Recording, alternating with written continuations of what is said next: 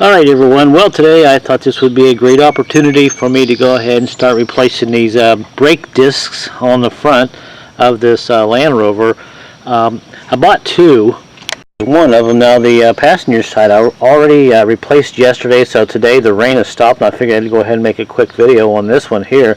And I picked both of these up on eBay for free shipping for about $70 or so, and you can see this is just a single disc. Now they do have some that are vented, and I do believe those are for the Land Rover Disco 2. I have the Land Rover Discovery 1, so these discs are just a little bit different, and these are a little involved to put on. They look simple here, but no, let me show you what's going on. What we have to do here is pretty much disassemble this hub and pull this caliper off and pull this whole unit off with the bearing as one unit and separate that from the back of the drum. And of course, with my Trailblazer being down right now waiting on a fuel pump, and as of some of you probably had seen in my last video, I have a pretty bad leak right here where this pipe goes in. This connector goes into the tank, so I have to replace this whole fuel pump just to get this piece. Not a big deal, it should be here in a couple days. So this is why I am working on the Land Rover. This has pretty much stopped me from working on this Trailblazer.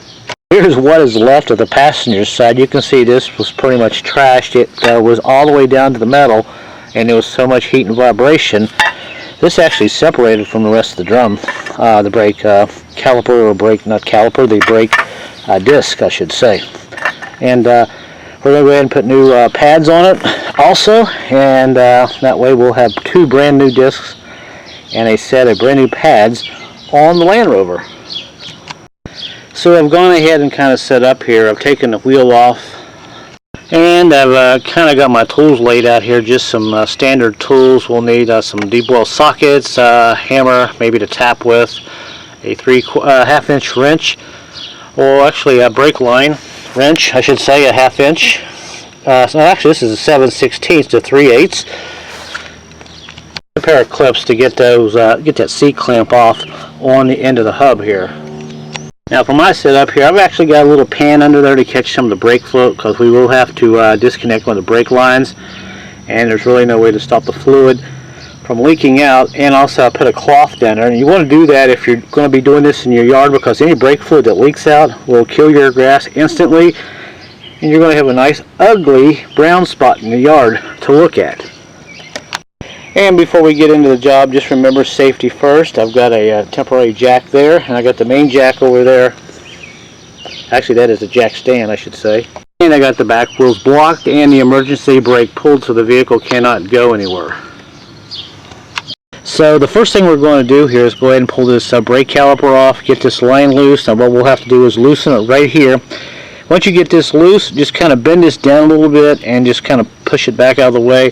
And a quick note, some of these Discovery 2 pads have a wire connector here. This is actually a brake reminder light that comes on inside the dash, and it reminds you to replace the pads. On this model, it doesn't have them. Someone has just kind of stuck those on there. My new pads do not have that. Now we can go ahead and leave these pads in here for now, because we'll just pull this unit off as one. It'll save us a little bit of time. Alright, now to go ahead and get these brake calipers off, I am using one of these guys here. It is a star socket. This is a 13 millimeter, and we got 2 bolts in the back that we have to take out, and I pretty much got them out here to save a little time. And here is one. We use a lot of these on aviation a lot. These guys here, they can really give you a nice torque. So there's one, and we got one on the bottom here that we have to take out. And once I get my hand in here, there it is, and you can see it's off. And we just simply pull the caliper off as one unit, and this is what I was saying, we can just leave the brake pads in. Now the brake line, unfortunately I did end up breaking it, because up on the top up here where it goes into the line, it was rusted pretty bad. I think you can see that, and I just barely moved it and it snapped. The other side did not do that. It was in pretty good shape, so I can replace this. This is not a big deal, and I used a 3/8 7/16 inch wrench, and I believe it was a 7/16 that actually tucked this off. Now if you break one of these off, just get you a pair of vice grips like this here. And if you can't get your little wrench on there, just grip this like this and work it back and forth, and usually you can get it out. Whatever it's connected into, especially something like this. This was actually held in by a little clamp like this, and I broke it loose before I pulled the clamp off and separated it. And basically I'm taking this line and holding it up into a hole, kind of like this, to keep the brake fluid from leaking out, because I can't really squish this line. I've got a wire over top of it, so it should keep it from leaking too much fluid. And now we can move on to the next step. Alright, so we'll go ahead and get this clip out of the way. And this is why it's really nice to have these guys here, because sometimes these little clips, the small ones, can be just a pain in the butt to get off. So we'll get this out of the way here. Oh, okay, there we go. Alright, we got that off. And behind this clip you'll have a couple little washers here. Make sure you grab those and just kind of lay them out in a sequence. That way when you put it back, everything back together, you'll know how it goes. Okay, now the next thing we've got to do is go ahead and take all these bolts out here. These are all 17 millimeter, and to speed up the video a little bit, I've gone ahead and loosened everything, so we'll go ahead and pull these out. See, they're pretty long.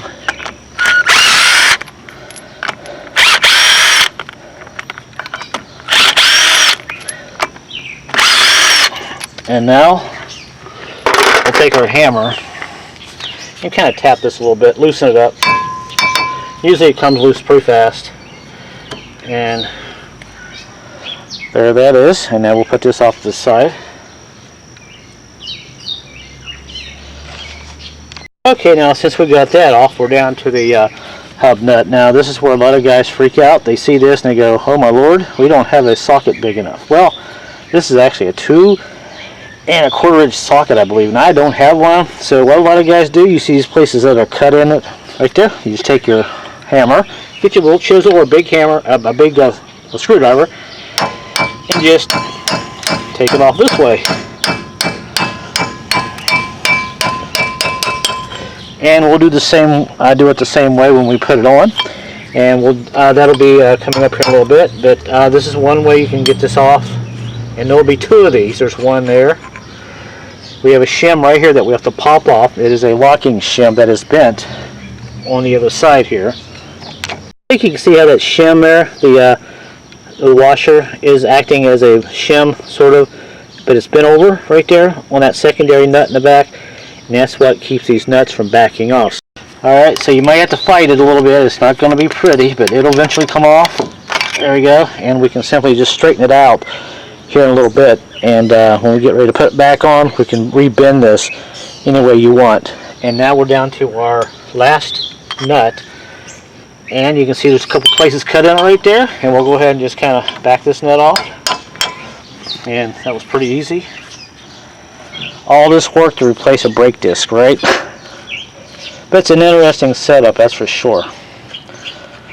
And there that is.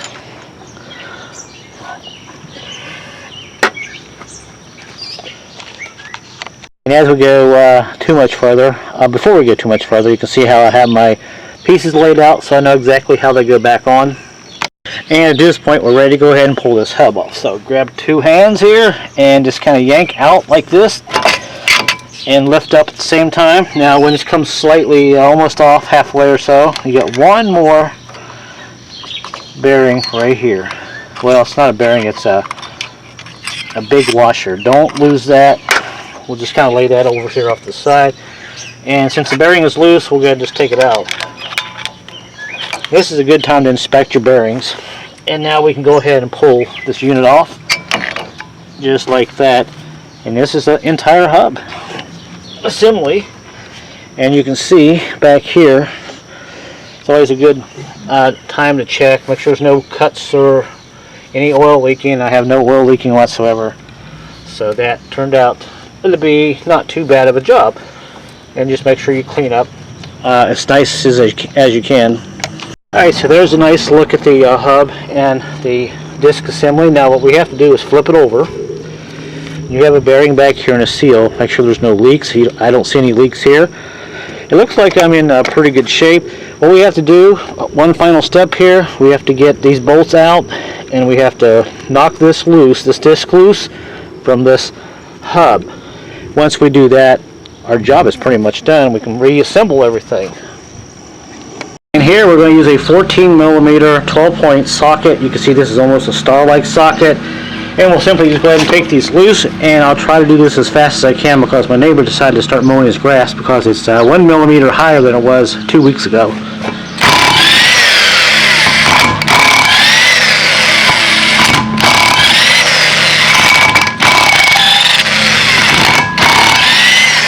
And you can use a regular socket and a breaker bar, and here are the bolts. So all we got to do is take these bolts out and separate this piece from the hub.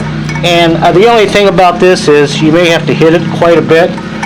If it's rusty on the inside, like mine here, spin it up here. My neighborhood is just full of dogs, lawnmowers constantly, and people yelling. Oh, I need to move. And with the rust right here, this could be a little difficult to separate. So just grab your hammer and start hitting back here. And the vibration should loosen this enough where you can pull it apart.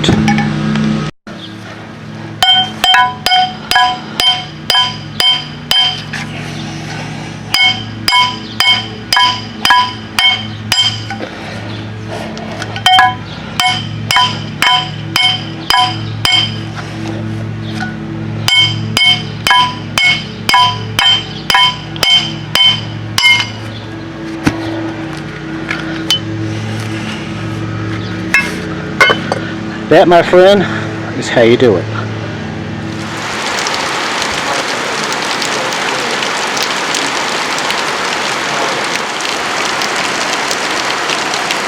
Alright, looks like the heavy rain is over with, and now we can continue.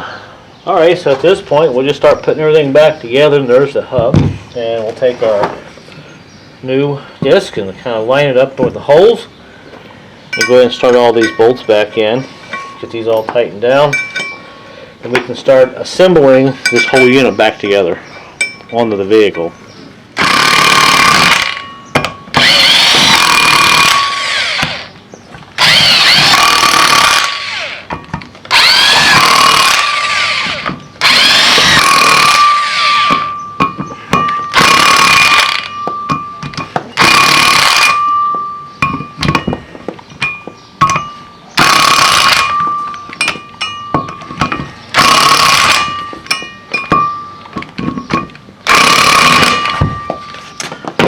And that, my friend, we are done. We have a new hub and discs assembly together, and we're ready to go ahead and put it back on the vehicle. And now we'll just go ahead and start putting everything back together. And I put a little extra grease in this hub, packed it in there so it would be a little bit better. So we'll get that started here in a second. There's that on there. Feels good. And we'll take our bearing. Now we already cleaned it up, put some new grease on it, the darker grease, and we're going to stick that in there like that. Take our first shim, put it on next. It has a little place here, recessed place that you got to kind of fiddle around with. Put that on there like that, and we'll start our first nut. Go ahead and tighten this up, put this on there like that. And all we have to do is go ahead and reassemble the other washer and nut and put the end cap on and torque this down just a little bit. Now if you don't have a socket to do this, like I said earlier, a lot of guys will just take a hammer and a chisel like I have here, and there's a place right here where you see someone's already worked on it, and just hit it, turn it this way. And as you do it, just kind of feel. You want a little resistance on it. You don't want it super tight. And I've seen guys do this all my life, and I've done it all my life when you don't have a socket this big. And we're just about there. They don't have to be super tight. And the resistance is starting to feel pretty good. And I like that. That feels really good right there. And there's no play. So all we got to do is go ahead and assemble the other two pieces here. Alright, we got our second nut on there. And you can see I got the washer in there in the back, and I'll just simply take my punch here or a big screwdriver and we'll bend this washer over a little bit in the back.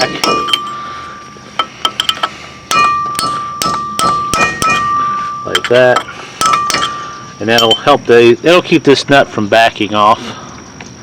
And now I think you can see where I've bent that washer on this outside here on this nut, and the washer is bent backwards over the other nut, so they can't back off. So really all I have to do is go ahead, put the piece here back on and put the clips on.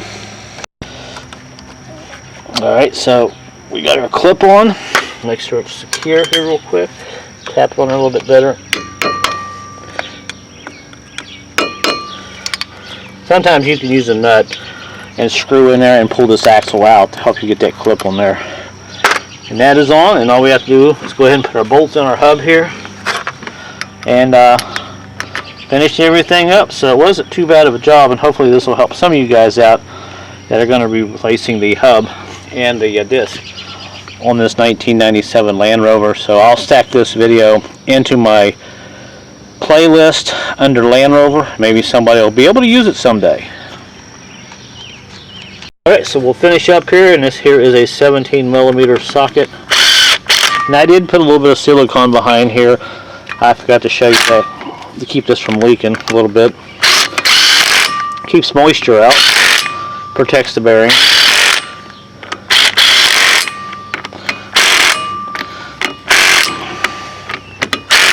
And I'll take my socket here and a bigger ratchet, and I'll go in here and I'll torque these down to where they should be. Now I've got a pretty good feel on torquing bolts. I've been working on vehicles for 45 years so. And we'll be done here, so I'll go ahead and torque these down and we'll end the video. Okay, so it's all tight and feels really good, and I don't have any play.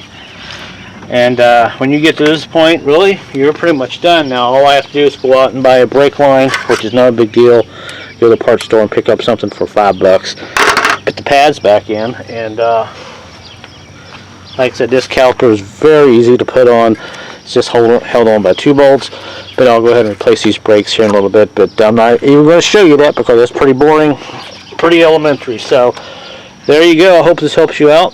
And kids, that is a wrap. So remember, folks, if you like any of my videos or you just want to watch them and you enjoy them, say hi and let me know where you're watching from. So thanks for watching, guys, and until my next video, I better clean up here before old Mother Nature decides to open up again. So I'll see you on my next video. Thanks for watching.